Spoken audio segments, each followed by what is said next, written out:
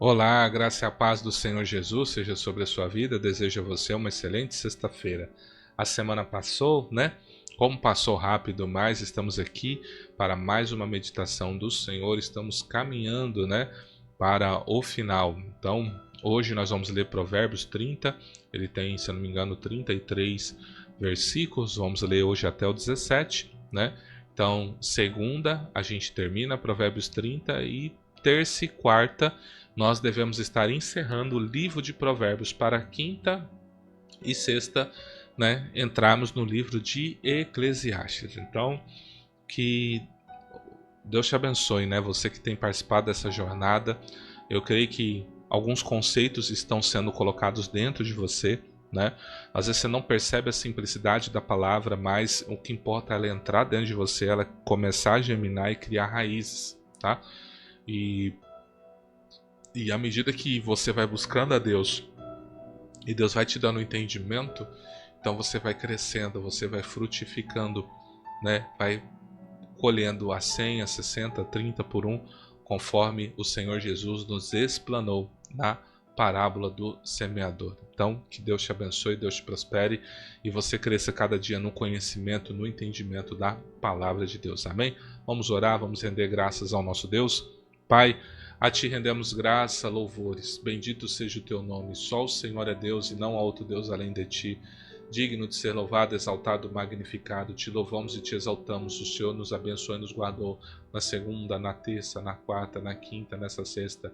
E eu creio que o Senhor estará conosco não somente hoje, mas também nesse final de semana. Graças te damos, ó Altíssimo, em o nome do Senhor Jesus, que vive e reina para todos sempre. Amém. Amém?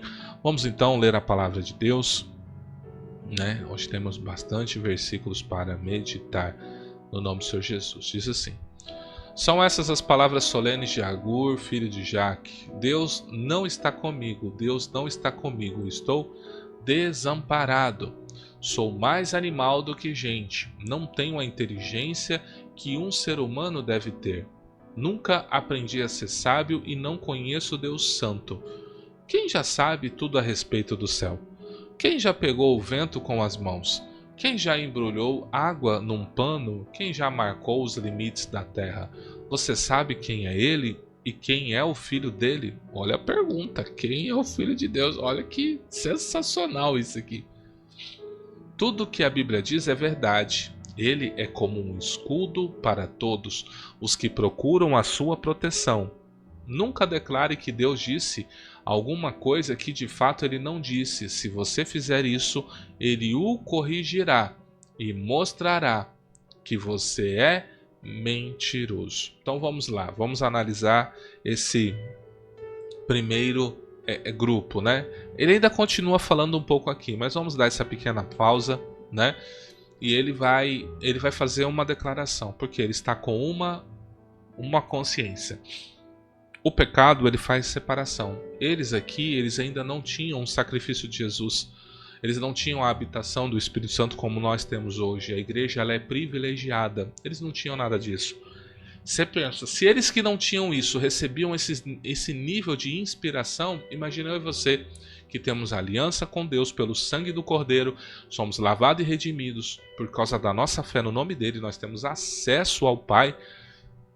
Imagina nós, se nós buscarmos e nos comprometermos, podemos viver coisas lindas e extraordinárias. Então, o que eu tenho que aprender? Você tem que ter consciência de quem você é. Sabe, se você tem algum conhecimento, se você tem algo de Deus, foi Ele quem te deu, não foi você quem conquistou. Foi Ele, pela sua graça, pela sua bondade e pela sua misericórdia. Então você tem um desafio de conhecer a Deus, o Deus que é santo. Até quando você vai viver essa vida que desagrada a Deus? Até quando você vai ficar nas suas bebedices? Até quando você vai ficar nas suas festas? Até quando você vai ficar falando mal das pessoas? Até quando você vai ficar desrespeitando autoridades? Entenda, Deus é santo, Ele exige que você tenha uma conduta santa. Deus te chama ao arrependimento. É tempo de mudança.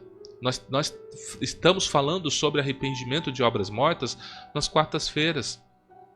É tempo de se arrepender, meu irmão, minha irmã. Deus é santo e quer se manifestar a você. O que você sabe dele? Você consegue parar a obra que ele fez? Você consegue? Você consegue determinar quem ele é? Você sabe que é um filho dele e eles não sabiam. Nós sabemos quem é o filho dele. Entenda, tudo que Deus declara é verdade. Ele é um escudo para nós, ele é a nossa proteção. Tome cuidado em dizer que Deus falou algo que ele não disse, porque ele vai te corrigir e ele vai mostrar que o mentiroso é você. Eu te peço a Deus que me dê duas coisas antes de eu morrer. Não me deixes mentir e não me deixes ficar nem rico nem pobre. Dá-me somente o alimento que preciso para viver. Porque se eu tiver mais do que necessário, poderei dizer que não preciso de ti. Se eu ficar pobre, poderei roubar e assim envergonharei o teu nome, ó meu Deus. Você tem coragem de fazer um pedido desse? Eu vi algo que eu nunca havia pensado esses dias, né? Assim, você é pobre, você não tem nada e você busca a Deus. Você vai dizer, eu busco a Deus, né? Porque eu sou pobre, eu tenho necessidade de Deus. Na verdade, você não tem nada. E por você não ter nada, só te resta buscar uma coisa, Deus. Que mérito há nisso? Se você só tem uma opção, buscar a Deus. Porque você está buscando a Ele, porque você quer provisão, você quer ajuda, você quer tudo isso. Qual o mérito nisso? Mas olha que interessante o que eu ouvi. Agora, se você prospera, se você tem uma boa casa, se você tem um bom carro, se você tem um bom dinheiro, se você tem uma boa saúde, e você mesmo assim escolhe buscar a Deus, você entende que isso sim é algo extraordinário?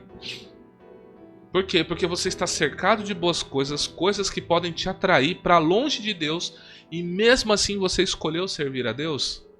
Então você não é provado na sua escassez, pelo contrário, você é provado na sua prosperidade. Guarde sobre isso. Porque na escassez você só tem uma opção, ou você busca Ele ou você não busca. E às vezes esse é um dos motivos que Deus permitiu que muitas pessoas entrem em escassez. Por quê? Porque Deus tem um chamado para aquela pessoa, ela rejeita chamar a Deus. Então Deus vai falar o seguinte, então eu vou criar uma alternativa que eu seja a única opção dela. Aí a pessoa vem, busca a Deus. Aí ela volta a prosperar, aí ela vai ter uma escolha. E agora? Eu busco ou não busco a Deus? Então da mesma forma você. Então você precisa fazer um balanço. Se você for uma pessoa que tem uma vida muito escassa, talvez você vai fazer coisas que desonrem o nome do Senhor. E se você tem uma vida muito exagerada, muito próspera, não te falta nada, então provavelmente você vai dizer o seguinte: para que eu preciso de Deus? Eu tenho dinheiro para pagar minhas contas. Se eu quiser hospital, eu vou em tal hospital. Se eu quiser viajar para tal lugar, eu vou. Eu não preciso, para que eu vou pedir para Deus? E você entende? Isso é a soberba da vida. Então, que você tenha uma vida equilibrada, que não lhe falte nada, mas também não. Para quê? Para que você aprenda a viver uma vida em que você busque a vontade de Deus para você. Se você alcançou isso na sua prosperidade, parabéns. Parabéns mesmo. Mas na escassez, você não tem outra alternativa a não ser buscar a Deus. Então não há mérito. Se julgar pobre ou algo assim, né, só vai mostrar o quê? Vai chamar atenção pelo fato que você só buscou a Deus porque estava na escassez. E ela tá assim de gente. Quantas pessoas já passou aqui na igreja que eu pastoreio, que a gente orou, Deus abriu as portas e essa pessoa não voltou mais. Ou depois que ela perdeu as coisas que ela tinha, ela voltou e buscou de novo. Deus abriu as portas de novo e ela sumiu de novo. Tá assim, ó. Assim. Nunca fale mal de um empregado ao patrão dele, para que você não seja amaldiçoado, nem sofra por isso. Então assim, tome cuidado com a sua boca. Tome cuidado, né?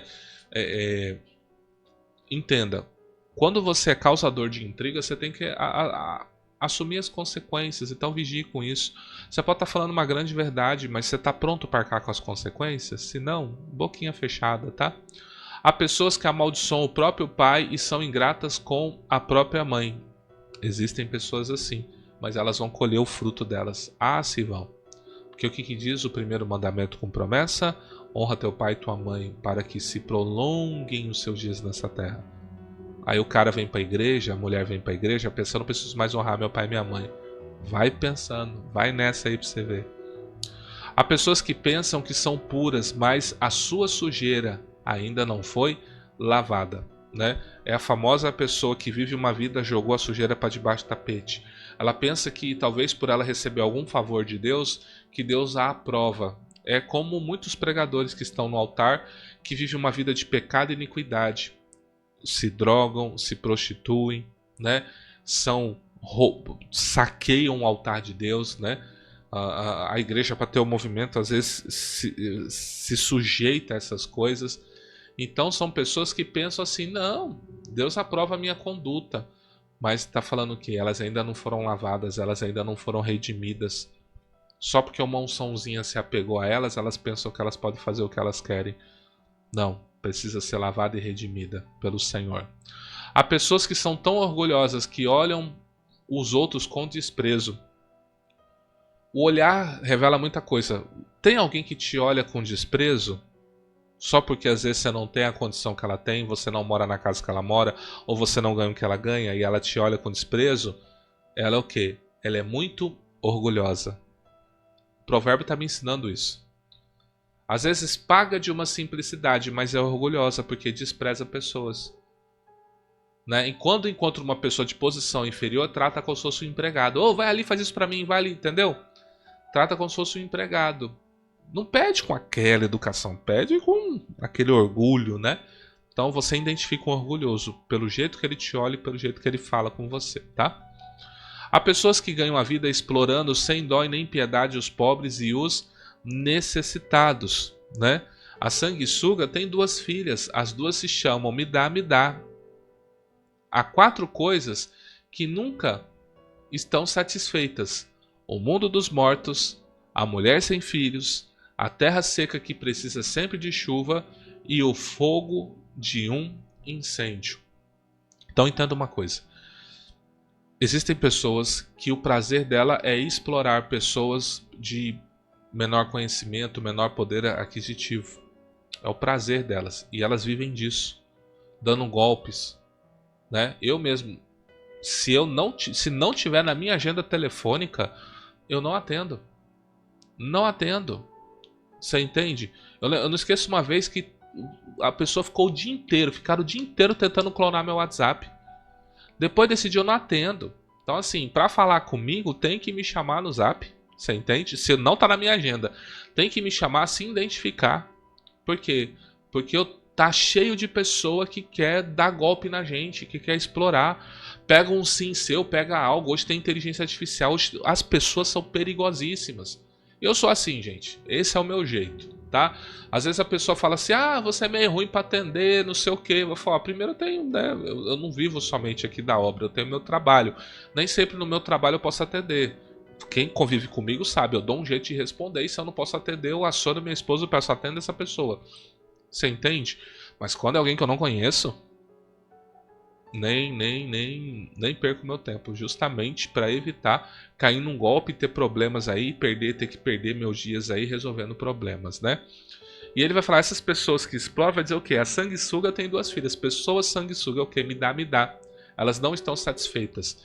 E ele vai dizer o seguinte: baseado nisso, há 4 coisas que nunca estão satisfeitas. O mundo dos mortos. O Hades sempre vai querer receber pessoas, né? O mundo dos mortos sempre vai querer receber pessoas. Sempre ali é que nem coração de mãe, sempre cabe mais um. Então assim, como está a sua vida com o Senhor? Para que você não vá para um lugar tenebroso, para que você vá para a presença de Deus, o nosso Pai, né? A mulher sem filhos, uma mulher que não tem filho, ela vai sentir a necessidade de gerar. São raras as mulheres que não querem ter filhos. A grande maioria quer gerar, quer ter um filho, quer dar continuidade na geração, né? A terra seca, ela precisa de chuva para botar, para germinar, né? E o fogo de um incêndio. O fogo ele tende a vir a alastrar e a derrubar tudo. Então são coisas que a gente observa. A sabedoria faz parte do que? De eu observar e eu entender todos os processos que me cercam. Aprenda isso. E para encerrar, quem caçoa do seu pai ou despreza sua mãe quando ela fica velha, será comido pelos urubus ou terá os olhos arrancados pelos corvos. Entendeu? Então assim, eu não esqueço uma vez que eu vi meu pai, ele veio da rua, ele estava passando uma disenteria, algo assim, e eu ri disso. Eu lembro que eu ri. Falei nada.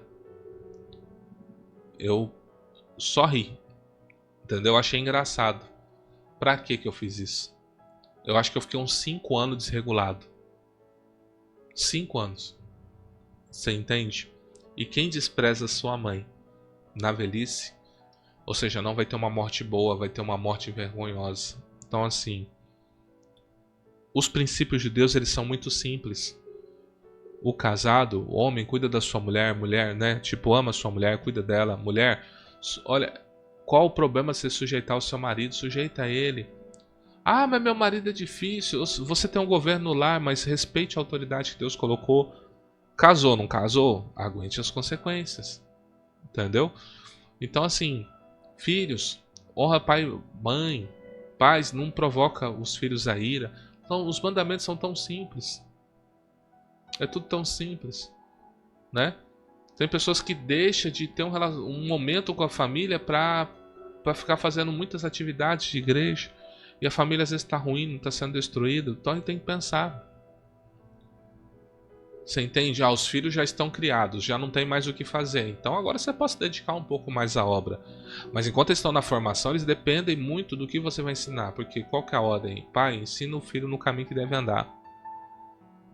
Então seu filho precisa ver você fazer. Tá? Então o evangelho ele é muito simples. Então deixa essa reflexão para você nesse final de semana, né? A simplicidade do evangelho, as coisas tão simples. Se a sua família está sendo destruída, talvez é porque você não está vivendo princípios. Você está honrando pai e mãe?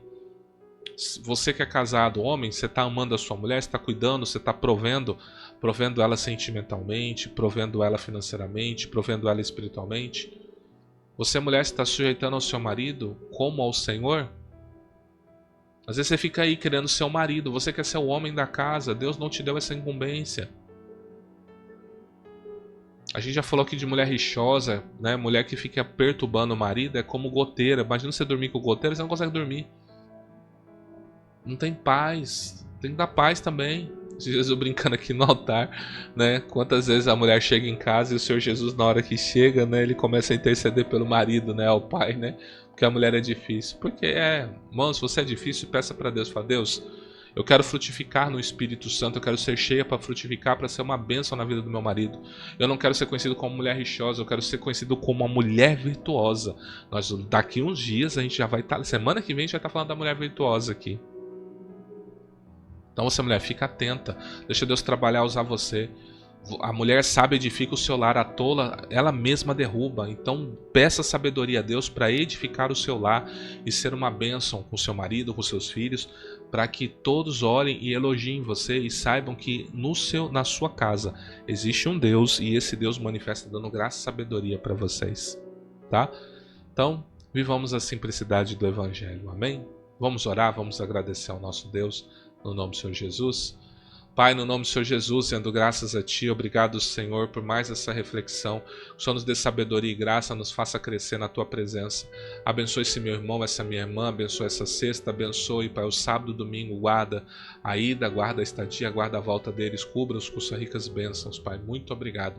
Se não fossem as Suas misericórdias, nós já teríamos sido consumidos. Graças eu Te dou. Abençoados sejam seus filhos e filhas nesse dia e nesse final de semana, em o nome do Senhor Jesus. Aleluia. Amém. Graças ao bom Deus. Que o Senhor Deus te abençoe e te guarde, que a sua luz resplandeça no seu rosto, que Ele tenha misericórdia de ti, que a paz dele seja sobre ti. Um forte e grande abraço para você. Deus te abençoe em nome de Jesus. A paz.